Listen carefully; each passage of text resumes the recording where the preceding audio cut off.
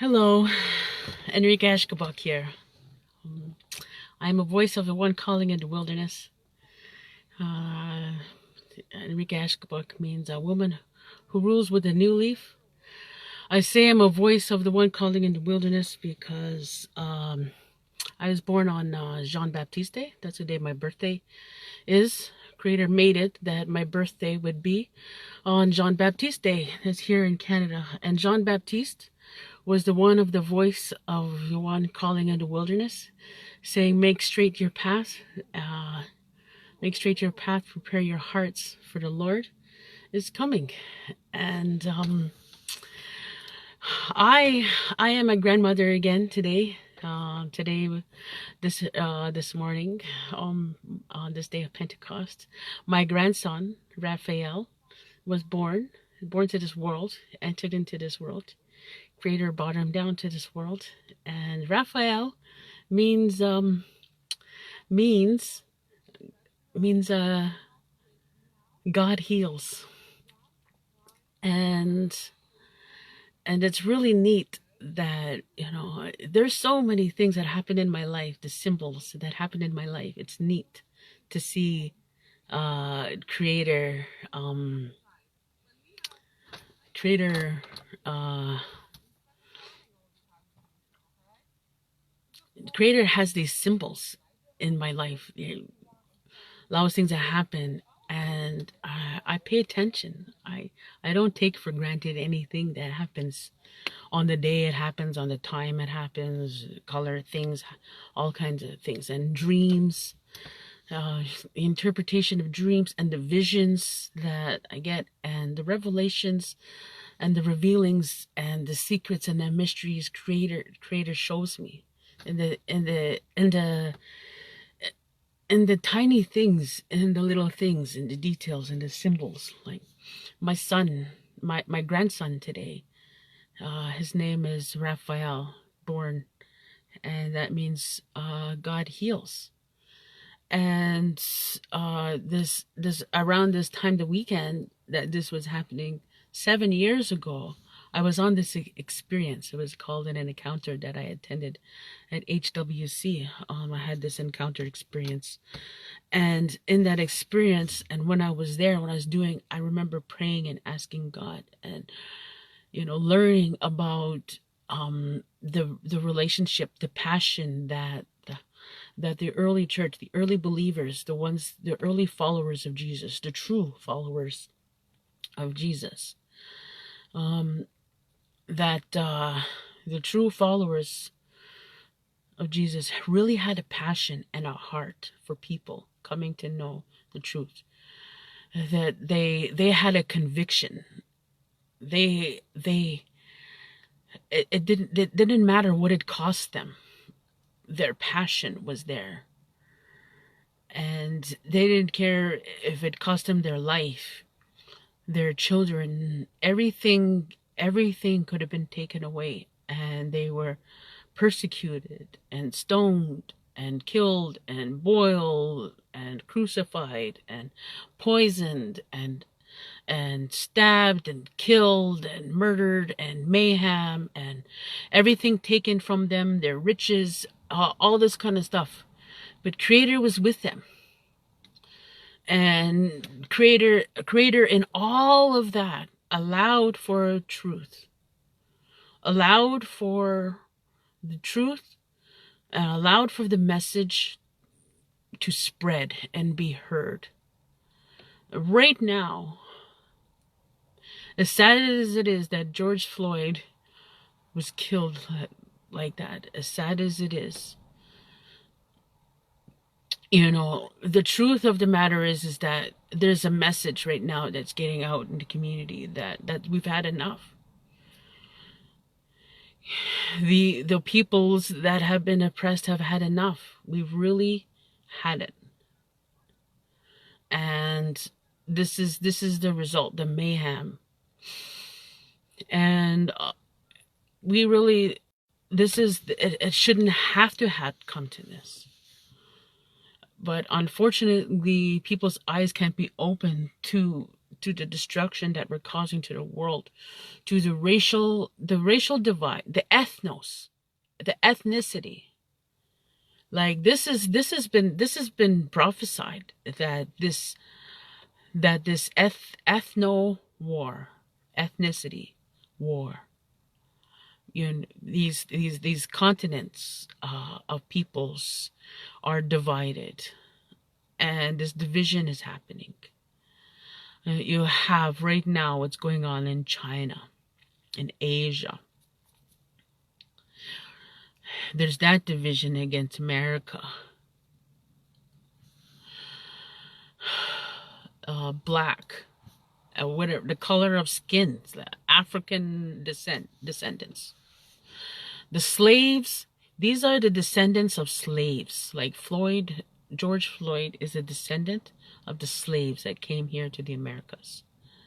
They came here to the Americas. They were brought here to the Americas. They didn't come here. They were brought here forcibly from their own land. Some of them had to sell themselves or sell each other, betray their own people, slave ownership, owning of people, believing that one person can own another person. This devaluing of life that happened and that is the policy. That was the policy of the leaders, of those owners, the ones that own the wealth, the conquerors, the conquest, the pharaohs, the ones that are in the power. And right now, there's been rebellions and revolts, and all these things happen, these times of turmoil. Well, right now, this is a revolution that's happening. A change is happening.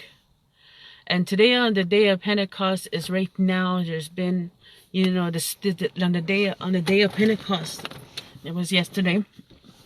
On Sunday, Sunday believers will celebrate it today. But it was yesterday, like according to the Jewish calendar, and they celebrate the 49. But then on the 50th day, which is 50 days after Passover happened, they have the Feast of Feasts, and this is the day of Pentecost, and this stuff that's happening right now, going on in the world. This is where we are. We need to come together and be united. Stand on the side of right and seek justice. No longer be a silent voice, and no longer will we stand by and just let things happen. We're going to be the good Samaritans, the ones that would pick up that person bloody and beaten on the side of the road. And whereas those other leaders that are supposed to be good people they would walk right past it and let nothing happen. Those were the leaders of the day. And they just walk by and let things happen, see something that would happen and just walk by, and even go on the other side of the road to avoid it, to avoid getting involved and avoid helping someone that's in distress, that's been oppressed and beaten and left for dead at the side of the road. Well, here we are. It's time to be that Good Samaritan, the one that nobody thought would do the good thing, that nobody would even look at to do the good thing, that nobody would expect. That person, that's who we should be.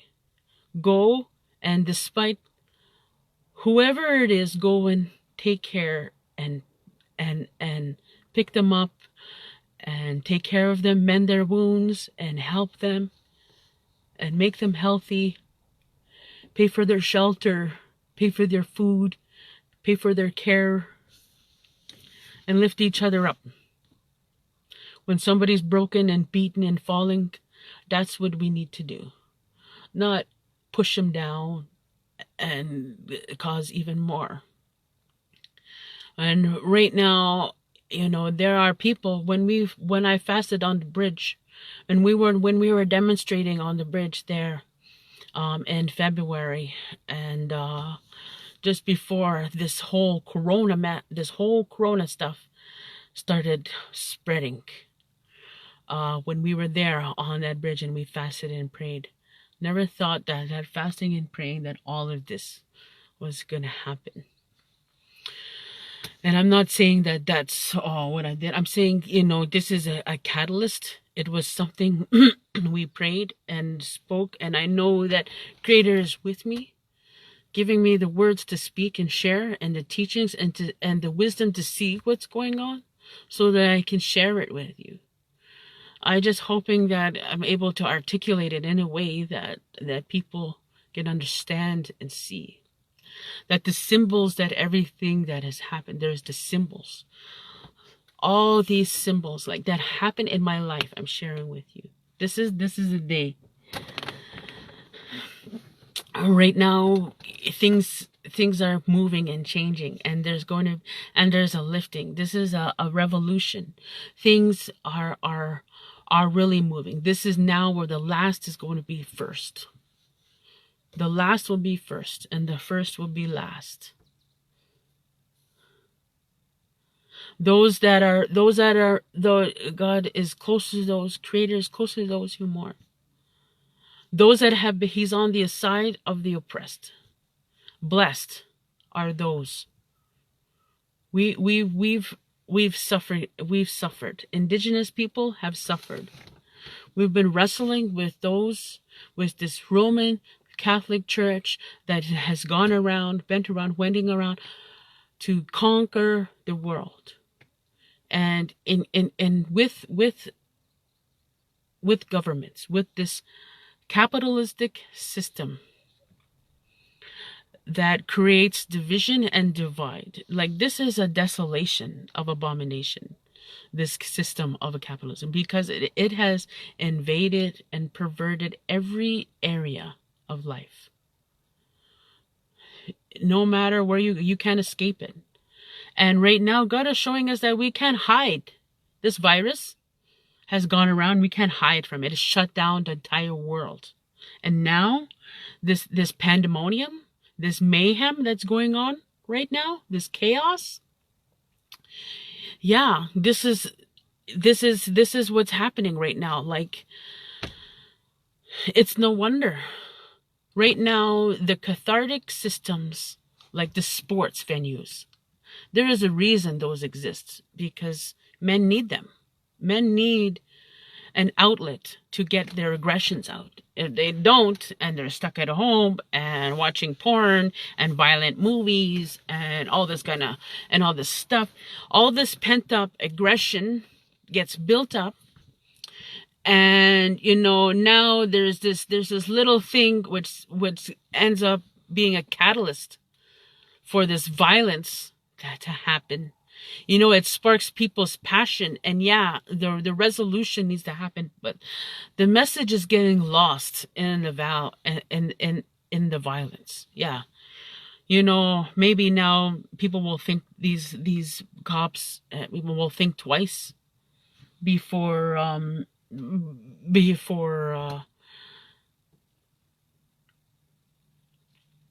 acting on their preconceived notions and ideas of discrimination against a certain people because of the color of their skin, the ethnicity, the perceived ethnicity, because, you know, the idea is that they have no wealth, they have no right to wealth, to keeping the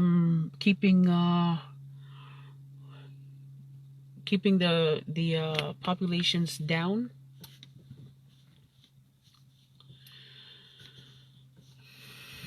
This economic divide, this class, this wealth divide is unnatural, unbalanced. It's not a way that we are created. We are, you know, the suffering that's going on, that's happening right now is not normal. It's not normal for, I mean, it's happening, but it's not part of our nature. It's not inherent in us. It's not our inherent thing. We're to want peace and to want comfort and to want good things, health. The suffering that's going on, that happens in our lives, is not natural. Originally in creation was perfect. There was no suffering, no death, and eventually we'll get there again. In the meantime, we have to suffer. But this suffering is because of us, because of what we choose. When one person decides to exercise their will over another person, that's what happens. When we no longer want to respect other people's lives and boundaries and space and property.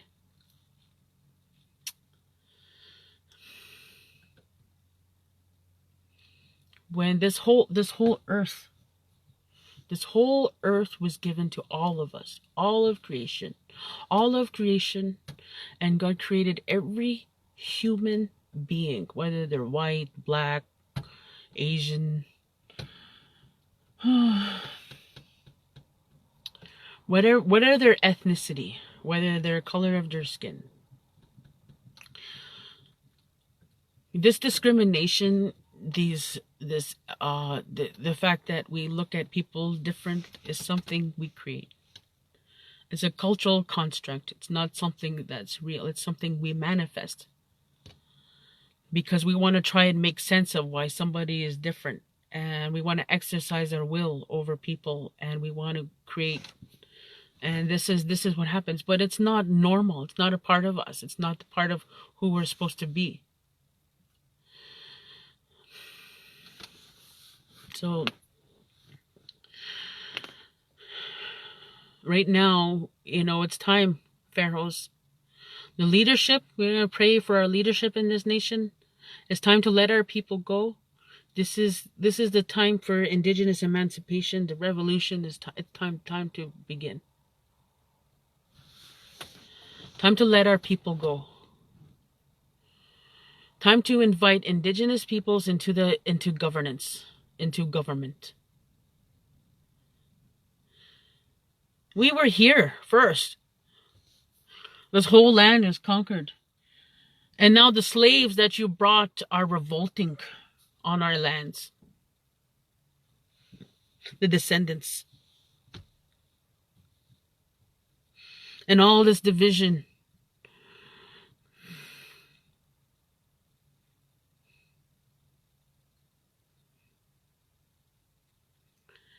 This was stolen wealth. All this wealth that these little bit of people, the small population, minority,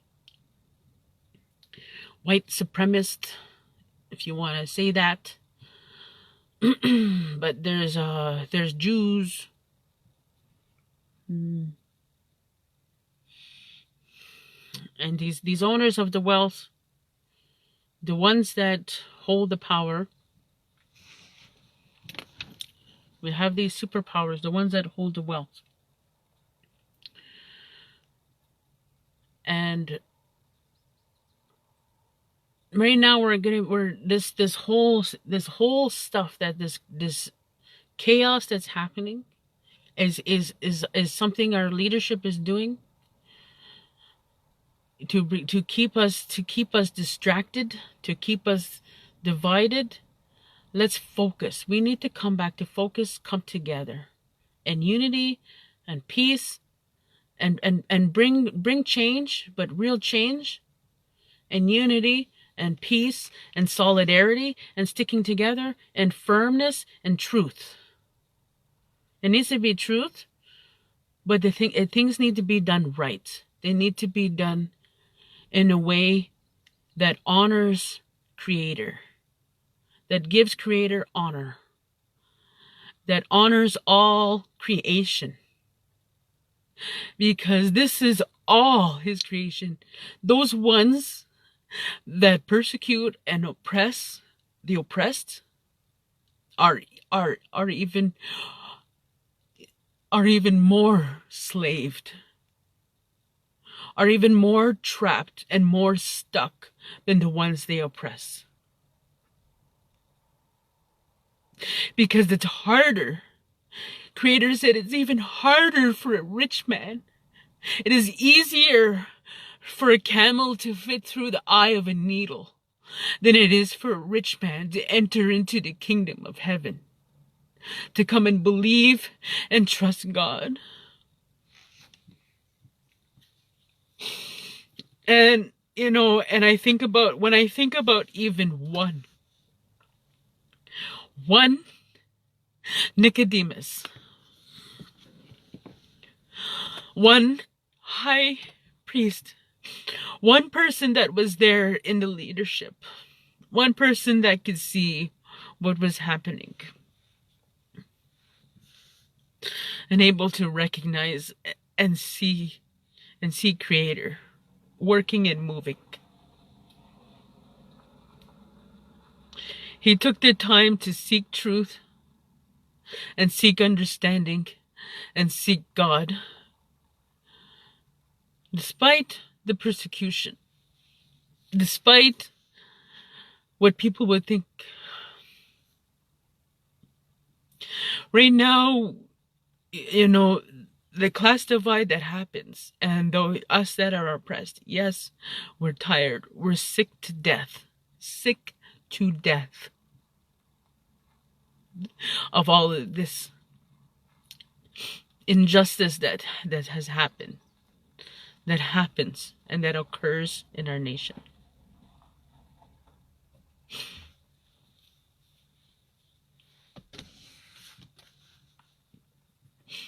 So I ask right now for those of you watching or may see this, or that we pray. And yeah, we come together. We come together, be responsible about it. Have your masks, sanitizers, you know, because there's still a pandemic going on. And still got to consider that testing centers and hospitals and these fire trucks and police and first responders and all those there that are there in authority still have a job to do. Still have lives to protect and serve. And we getting in the way of them trying to do their work. It's creating even more work.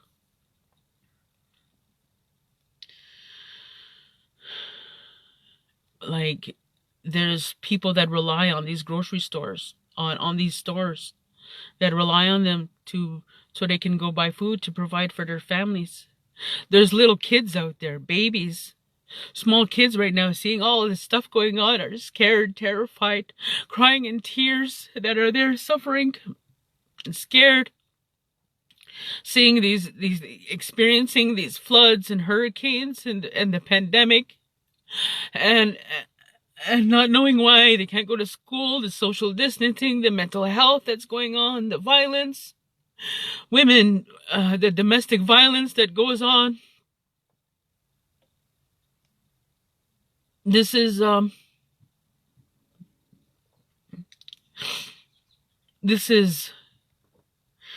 heartbreaking.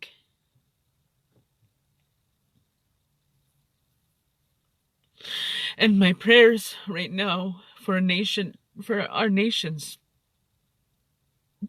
Creator says, let our people go. Indigenous emancipation. Those pharaohs use that hold the power and the wealth. All your stolen wealth. All that resources and all that exploitation. You exploited the black people, bringing them here to work on our lands. The indigenous people pushed and moved aside. Creator had us here. We lived here for millennia. And then disease. And then there was famines. Then there was treaties and agreements and diseases. All this stuff that happened, the indigenous populations of the Americas that were here. Not acknowledging, not even acknowledging that we were here.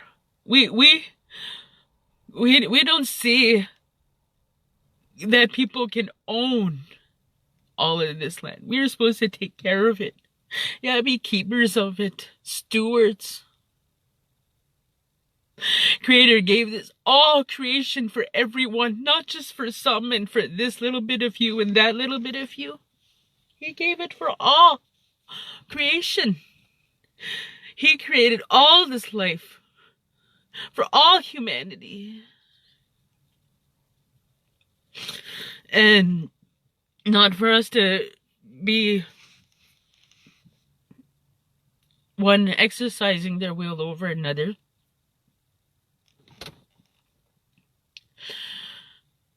But this is humanity here right now, a test. We can come together and unite and come together and see that we all need to breathe this air. We all need to drink this water. We all need food from the land, from the earth to eat that's good and healthy and nutritious.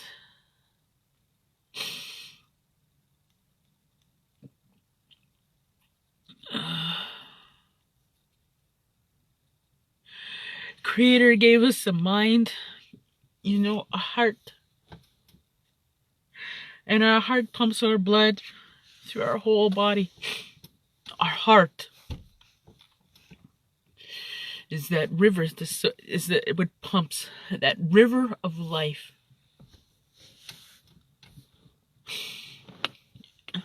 When everybody's heart stops, their life ends. We all have that river of life in us, that genetic code, that DNA.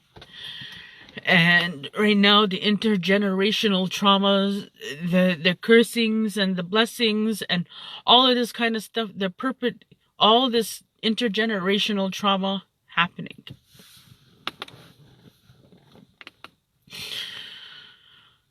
It's time to return the stolen lands. Return the stolen wealth. Bring healing. Honor the agreements. Be honorable. Our leadership, our government in these nations need to be honorable. Need to move and honor.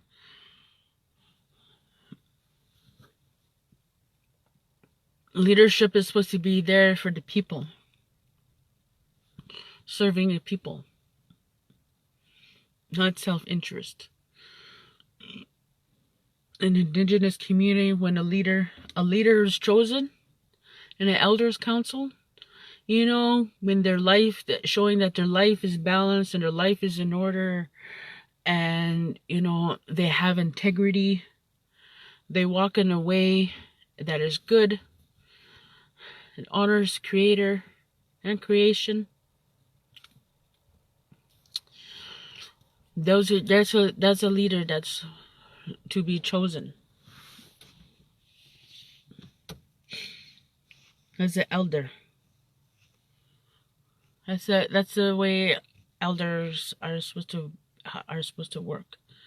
When we look at how our government is organized, it's not right.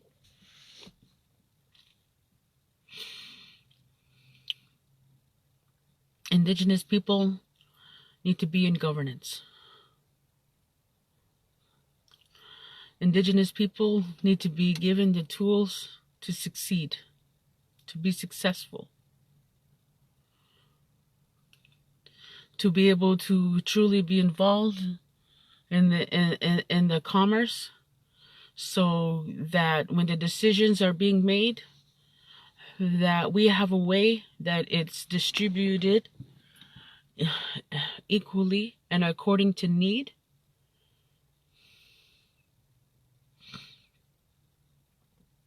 Having a reserve to be able to give back to the people. A reserve, not like a reserve where you put natives. I mean like a reserve, a storage, a storehouse. Having a domestic supply of food and resources and things. Like, we have more than enough here in Canada and the Americas. Why are we getting stuff from everywhere else? We can, yeah, get some things and trade and commerce. Like, that's indigenous, part of indigenous culture, bartering and trade and commerce, that kind of thing. But it's not more than anybody else, any more than anybody else.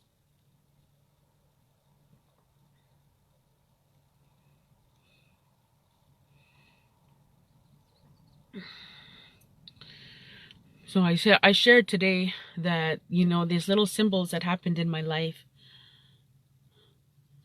are right now what I'm sharing and teaching is something's gonna happen in June 14th. Not sure exactly. I'm not sure what's gonna happen. But it's gonna be good. Scary. It's gonna be good though. And it's all towards working towards indigenous emancipation, or towards the freedom. I'm not sure. Maybe it's just gonna happen in my life or something, but I don't know. And I don't want to claim to know. All I know is that when things happened, when I spoke in the past, I spoke last time in the spring, in the fall, not this past fall, but the year before. Or maybe it was this past fall. Yeah, so this past fall, I remember I made some video or something, and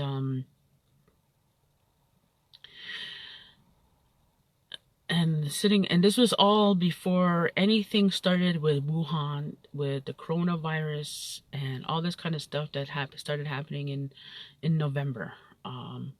There was some language conference or some kind of Aboriginal education day happening at Algoma University. That's a day, anyways. And I started speaking and sharing these things.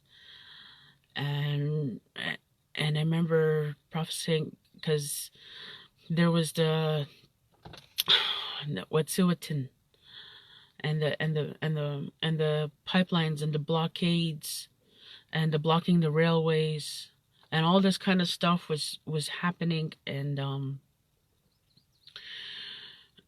I remember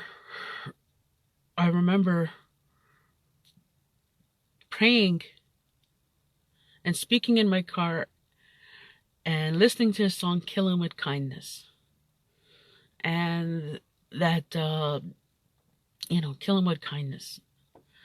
That, you know, speaking the truth, and knowing that breaking down these things that divide us with truth and kindness and gentleness and peace, but truth with conviction and truth and peace and truth with firmness and truth.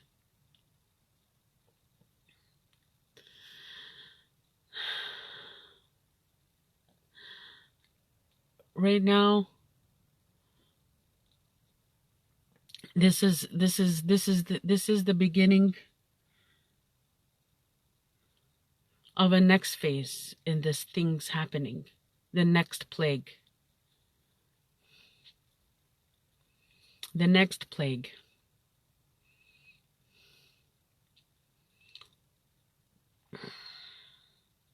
Because I spoke and I said that the plagues of Egypt will happen.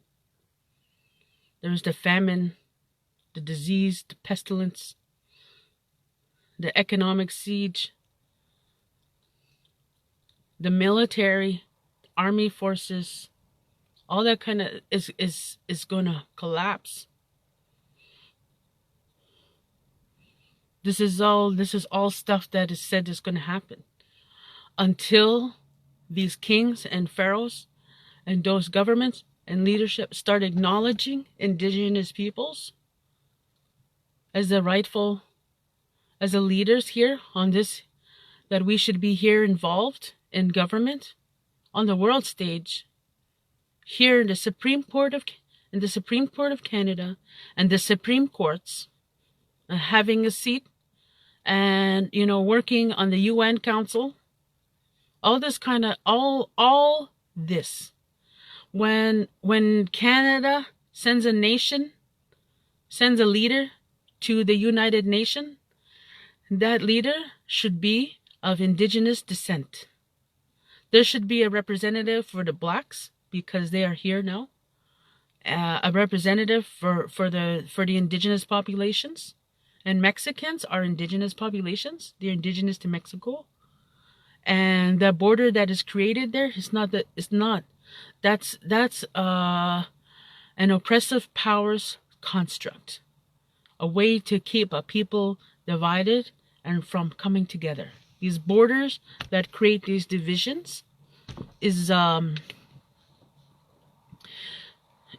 what is these governments, these leaders that create this division to keep us divided and to keep us from coming together and being united as one, and being united as one peoples together in living in not some peoples better than other peoples, one billionaire. I'm not saying that this whole distribution of the wealth and all that kind of doesn't work, but where everybody should have equal opportunity and have the equal skills and have the equal opportunity to be able to succeed. No more eugenics. No more people keeping down. And those that have the skills and the ability, sharing their knowledge and educating each other about each other, celebrating each other's differences and similarities, seeing what unites us. As humanity, we all have blood. We all have a need to eat. We all have a need for shelter.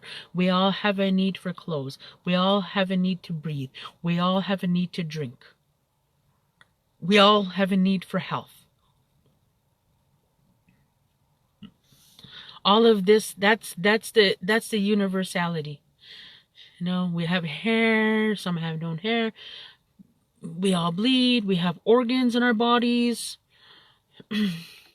Yeah, maybe some may be a little bit different, and others, characters of people, mind, different people. Creator created all this diversity.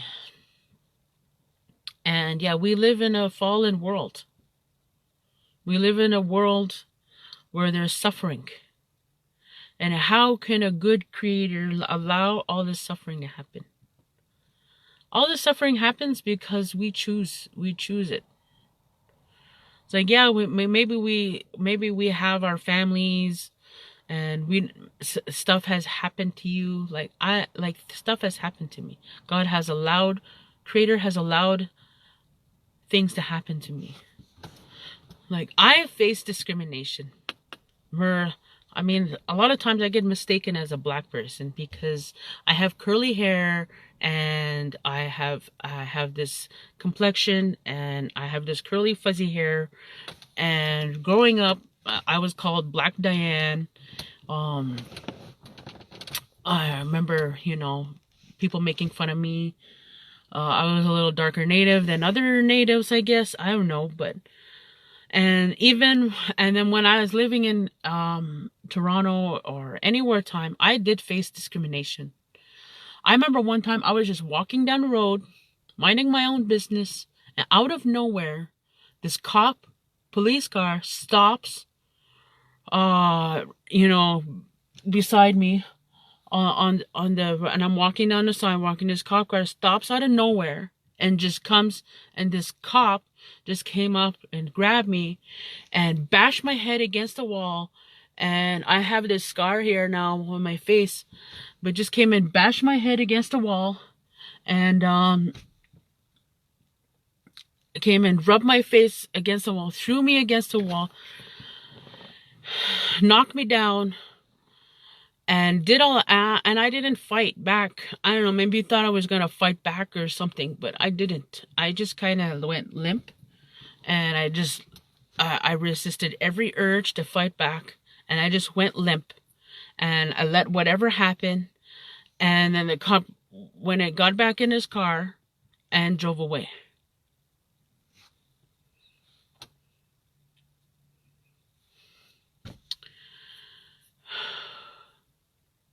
And another time when I was robbed and I was stabbed, the police just looked at me and thought I was like some drunk Indian, and I never drank. I got bopped on the head.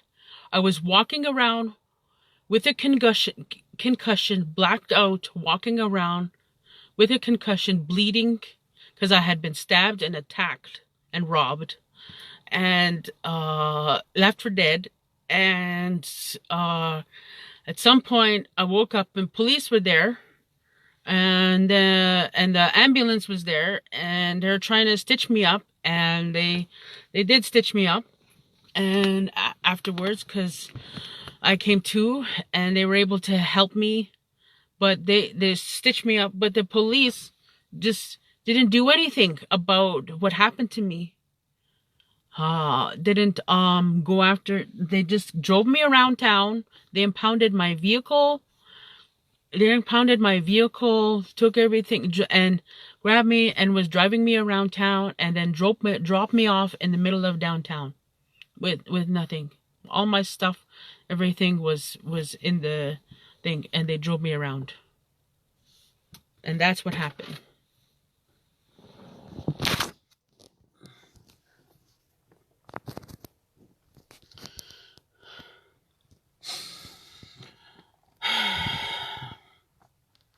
Now that's just something that happened. And getting followed around when you're in a store, and you're just shopping in a store, not getting the help that you need. Like when I was preparing for my wedding and I was there, they wouldn't even help us, because they just assumed that we had no money and that we weren't going to buy anything, and we weren't being helped in this store, until finally I said something. Eventually, when I pulled out the credit card and was ready to start paying for stuff, that's when we started getting helped. But to experience that discrimination when you're there, it's something else. To see that when you're walking in a store and you're asking for help, saying excuse me, excuse me, excuse me, and then a white person, someone that has a lighter skin, walks in with a lighter complexion, walks into the store. They don't even ask for help. They're just walking around, and then, hey, can I help you? And there's a difference when you walk into a store and say, hey, can I help you? Because they're following you around, not to be helpful, but to keep an eye on you, because they think you might stealing, to stop you to discourage you from stealing. The floor walkers. That's one thing. And the lives, missing and murdered Indigenous peoples. There's no investigation, no anything that goes into all of that. So many Indigenous people murdered, killed, missing, shot, killed, murdered, like my own brother. No investigation really into that. We all know what happened. We were told what happened. But, he's just was wiped off. My brother was just wiped off as a suicide. My other brother OD'd and was died. No real investigation went into that. It's just another life. Just another Indian who died. Who cares? And when my other brother died, there was all this kind of stuff, but there was no investigation. And there's still a lot to be said there about that, but that's one thing happening in the rural and in Canada, Indigenous people face a discrimination that's absolutely appalling. Not even treated like humans, treated like secondhand citizen on our own territories. So, thanks for listening. I need to get going and get some stuff done. And I was just up on this hill, up here. I just wanted to share a little bit about this, and I hope that and right now, the things that are going to happen, things that are coming, that are working, that are coming about, that are going to happen is, this there's going to be another wave of some of disease, and this plague is going to affect their skin and create boils. It's just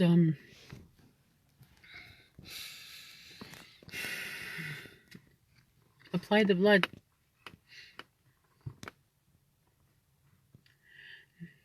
Jesus is returning. The new world order is coming to order. You can't stop this. This is all happening, and it's supposed to happen, and it's going to happen. And we just need to pray and ask Creator where He wants us. How we can serve and be a light and share the message and spread truth and bring peace and comfort and serve each other. Creator's commands is to love Creator with all your heart, all your soul, all your mind, and to love each other. When you do all of that, everything falls in line. When we honor and respect each other. 7 grandfather teachings. 7 grandfather teachings. 7, Creator manifests Himself according to His word. 7 is a number of perfection. So Creator gave us a way of living, a teaching, a way to show us how to live in balance and respect and honor. Well, Indigenous peoples, let's pray for all those that are on our lands here. Pray for those that were brought here against their will. Pray for those that are stuck in anger and greed and pride, that are stuck in those 7 deadly sins: the avarice, the greed, the immorality, the gluttony, the perversion, all of this stuff that happens in the and those that make money and profit of sex, drugs, and rock and roll, all that sexual exploitation and sexuality that happens in the movies in Hollywood, that desecration of the bodies that Creator gave us, of our bodies, and not respecting each other, and families, all these kids all over the place, families not together, all kinds of different mommies and daddies, all of that. The honoring of life. This is what Creator wants. Creator wants us to come together and honor all life, all creation, and respect it. Solar and wind technology, National Transit System, Waste Management Corporation. There's no reason for people to be homeless, for the people to be hungry and starving. None of this needs to happen. All of this stolen wealth. Wealth is stolen from from from those at the bottom to keep it for all that for those at the top. Well, that's going to be reversed because all of those riches and all of that is going to be taken. Money can't save you when you're starving. You can't eat it. Can't eat a silver coin. Can't drink it. When the water is poison and bitter, can't drink it.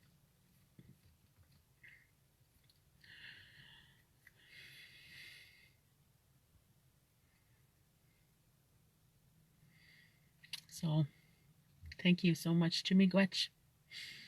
Honor our life. Come together. Seek justice. Seek truth.